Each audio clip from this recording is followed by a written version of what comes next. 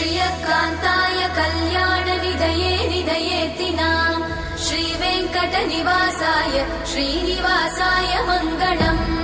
लक्ष्मी सविभ्रमालोकसुभ्रूविभ्रमचक्षुषे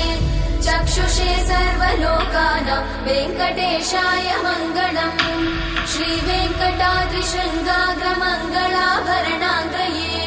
मङ्गलानां निवासाय श्रीनिवासाय मङ्गलम् सर्वावयव सौन्दर्य सम्पदा सर्वचेतसां सदा सम्मोहनायास्तु वेङ्कटेशाय मङ्गलम्